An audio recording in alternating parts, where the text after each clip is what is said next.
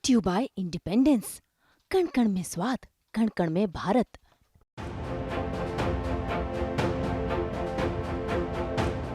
हम शायद उस युग के गवाह ना बने हो जब भारत आजाद हुआ, यानी 15 अगस्त 1947 का, लेकिन वो तारीख हमेशा हमारे जहन में, हमारे रगों में दौड़ती रहेगी, क्योंकि आज़ादी उसी दिन हिंदुस्तान को मिली।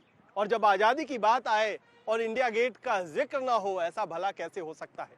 क्योंकि जिस सड़क पर हम खड़े हैं, जिसे कभी राजपथ कहा जाता था, आज उसका नाम कर्तव्य पथ है, लेकिन अंग्रेजों के समय में इसे किंग्सवे कहा जाता था, यानी राजा का पथ।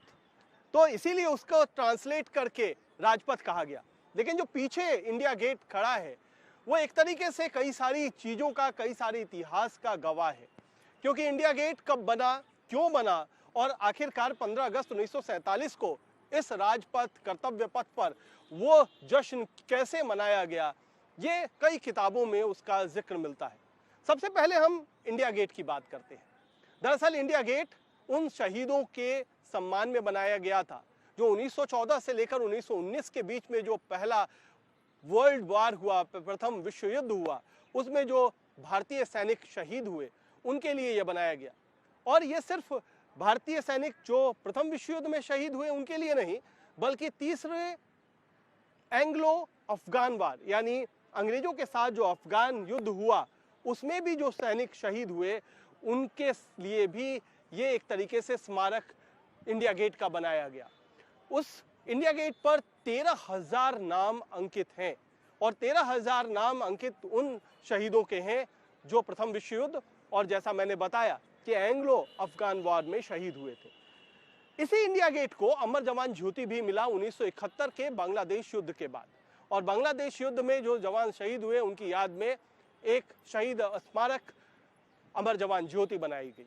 लेकिन जब बात 15 अगस्त 1947 की आती है, तो ये इंडिया गेट क्यों सजीव हो उठता है, क्यों ये राजपथ सजीव हो उठता है, क्यों यहाँ से लेकर राष्ट्रपति भवन तक की जो एक सड़क है, वो सबसे ज्यादा उसकी बात होती है?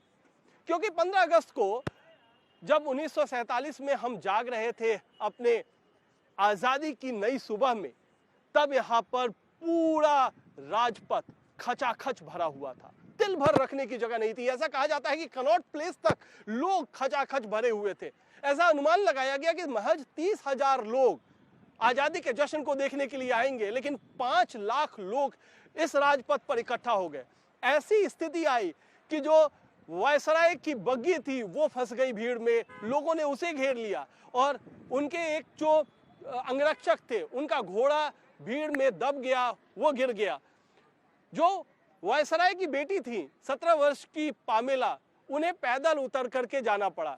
तो ये तमाम वो दृश्य थे जो आज़ादी की उस सजीवता को बताते हैं। क्योंकि 15 अगस्त 1947 को सारा कार्यक्रम जो था वो होना था राष्ट्रपति भवन में, जो उस समय का वायसराय हाउस था। उसी में प्रधानमंत्री पंडित जवाहरलाल नेहरू को शपथ 8:30 बजे दिलाई गई, और प्रिंसेस पार्क, जो कि इंडिया गेट से सटा हुआ है, जिसको आज हम विजय चौक के नाम से जानते हैं, वहां पर 15 अगस्त 1947 को झंडा फहराया गया, और वो कार्यक्रम शाम को 5 बजे होना था। उसी के इंतजार में लोग यहाँ पर इकट्ठा हुए थे, और दो जो मंच सजाए गए थे जिसपे तमाम गणमान्य अतिथियों को बैठना था। कई सारे अतिथियों की बात ऐसी होती थी कि वो मंच तक कैसे पहुंचे, इतनी भीड़ थी।